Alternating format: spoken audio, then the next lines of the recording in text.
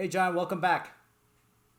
Hey Jason, how's it going? Thanks for having me. So, today I want to talk a little bit about OUI marijuana. I know we talked about OUI drugs in the past, but marijuana is a pretty specific drug that people can get charged with, but there's not a lot of information or clarity in terms of the laws.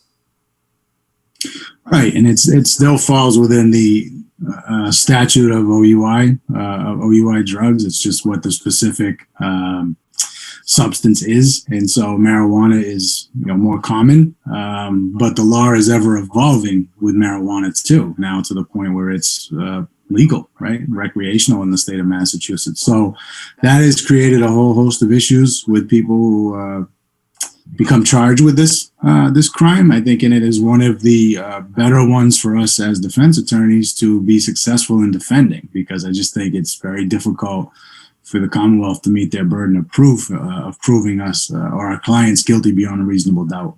Yeah, let's talk about the difficult in prosecution. So, right off the bat, when we were talking about a drunk driving case, you have the breathalyzer, right? So, the breathalyzer is a what they thought before was kind of infallible thing. We learned that even that situation is not true. Right. But also, they have some type of mechanism to try to test people, right? Whether it's fallible or not, and we've learned that there's a lot of issues with that. But at least they got something. For marijuana, they don't have anything right now that's uniform in terms of trying to test people if there's anything in their system. No, and so there is no breath test equivalent, right, for weed. But I guess in the rare circumstances where the client would be in the hospital and a blood draw was done, marijuana is different than any other drug in terms of the amount of time that it's in a person's system.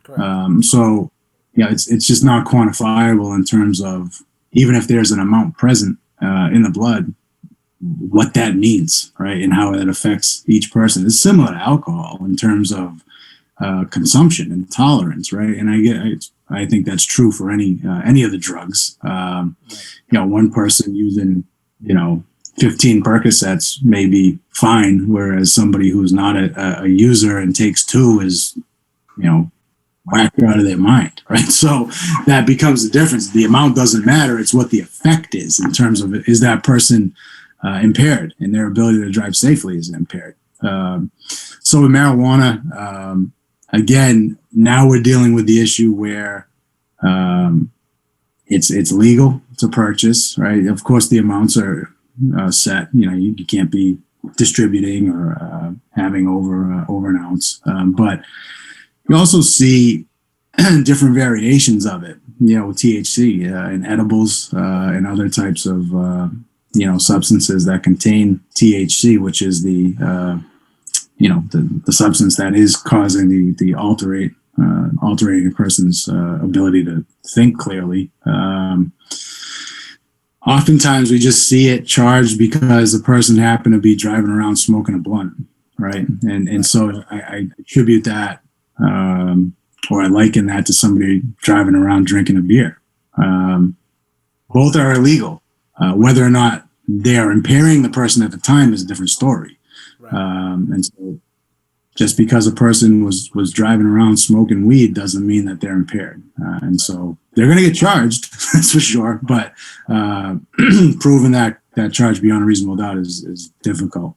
And one, just to be clear, you're not suggesting a person can be physically drinking and driving at the same time. I think you were talking about they already had something to drink, got into the car and started driving around, because that would be a violation of the open container law. Correct. But also, I think the hard thing is, one, there's no test, right? And even if there was a test, it's hard to determine the amount of THC value in someone's body if it's actually affecting their ability to drive a motor vehicle safely. So now, if we don't have a test, what they are down to is observations. And if it's going to be observations, we've seen police officers try to use field sobriety tests, and that creates its own set of problems, right, John? No, and that's good. That's been shot down anyway, up the appeals court and to the SJC, where it's been ruled that those field sobriety tests are specific to alcohol, not to any type of drug. And so, what you try to, or what you do see, is the district attorney's office trying to use officers as so-called drug recognition experts, which again, in and of itself, is an entire challenge by us prior to trial in limine to keep that out, because a lot of times what they do is they just try to use some officer who's been qualified as an expert who wasn't even at the scene and wasn't at the police station, never observed the defendant. They're just reading a police report. So now they're going forward on hearsay, right? They're reading the police report and then trying to make a determination based on what another police officer wrote. That's common. I do have cases where I have somebody who's at the scene or at the police station who is quote unquote DRE. But again, I think there are so many different ways to challenge whether or not that person should even be able to testify. And in many cases, we're successful in completely keeping that out and not coming in. Yeah, I mean, they're coming out with these bunch of tests that, one of them I think is, and they all seem ridiculous, but one of them seems to be, how big the pupils have dilated, if they're in a dark room, what their eyes look like. There's the modified Romberg test that they're trying out. But the problem is the scientific community have a consensus of what types of tests are or are not allowed, right? And what does that mean? And that ultimately is the question. So what, they didn't do well on the test, or so what if their pupils are bigger than you think they should be on this thing? Like, you've never seen their pupils in the past, and it's not like you're going to spend 4 hours with them and then measure them 4 hours later. So I think where there's no consensus in the scientific community, I think judges are having a difficult time to rule that this should be allowed in, because there's no consistency to it. Right. And I mean, these officers aren't trained in ophthalmology either, right? They're not have master's degrees and doctors at the end of their name. I think, however, with marijuana, I think the one difference that I go back to closer to the alcohol issue is that I think as we progress along, it'll be something that more and more people can relate to, the effects of marijuana, where it's becoming more publicly accepted, I guess. I still think there's a vast majority of the population that can't relate to it, that's never smoked, that doesn't understand how it affects your brain or how it affects your body functions. But I think as time goes on, if it remains in the state that it is here in Massachusetts where it's legal, I think you'll have more and more people who can relate to it, which then to me would make it more akin to alcohol versus our other conversation about cocaine, heroin, opiates, crystal meth, things like that, where lay people cannot relate to that. Yeah, I mean, I think that does make sense. We are hearing a lot of states trying to come up with some type of test, was a hair follicle test, some other type of test that they can make things more consistent. But again, to me, no, you're right. But to me, that again, I hear those things go back 90 days at least, right? I mean, so what? So you have something in your system, but when? They have to prove at the time you were operating the vehicle, not at some point, 90 days that you had it, because 90% of the people in the state would be in jail then, right? So it has to be quantifiable at the time the person was operating. That again, it impaired their ability to drive safely. That's what comes down to, Chapter 90, Section 24 is the OUI law. I mean, that's what it comes down to. And so the ability of the district attorney to prove that beyond a reasonable doubt is difficult when it comes to drugs and marijuana.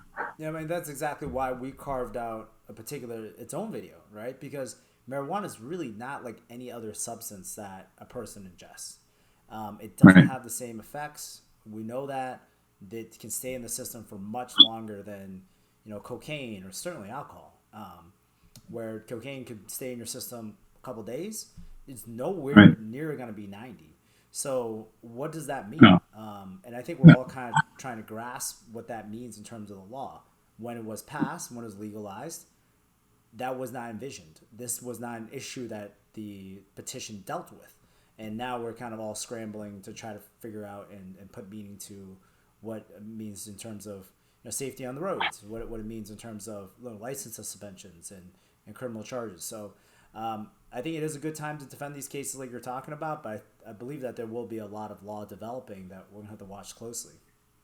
Yeah, and it's interesting with marijuana too. I mean, you have issues where it's laced, with other substances, be it fentanyl or something else, and so now that creates a whole nother issue in terms of what caused the impairment. But again, if I'm the prosecutor, I'm just trying to prove that it was some substance that caused the impairment, right? That's a And good point. our job is to defend that, but that becomes an issue. There's just so many different strains, there's different types. It's laced, it's synthetic. I mean, it's a million different issues related to marijuana. Yeah, and I think where it complicates it is if there was some type of mixture, right? Right. There's to say that they actually had some alcohol to drink and use marijuana maybe as an aggravating factor, and kind of the mixture of the two affected the person's ability to operate a motor vehicle safely. I think that's probably the place where it gets the most headway and use for the prosecutor, but in itself, it's a very difficult charge to prove. No, I think you see that more when there's a substance other than marijuana, really like prescription meds, right? So if a person had a prescription, admitted to taking, say, oxycodone, and it's clearly written on the label, do not consume alcohol while taking this medication, use caution in driving a car or operating heavy machinery. Well, yeah, I mean that becomes an issue, right? But with weed, it's a little different, and I think just more difficult to prove. Right. Well, John, thanks for coming on again, and let's talk again soon. Thanks for having me, Jason. Be well, my man.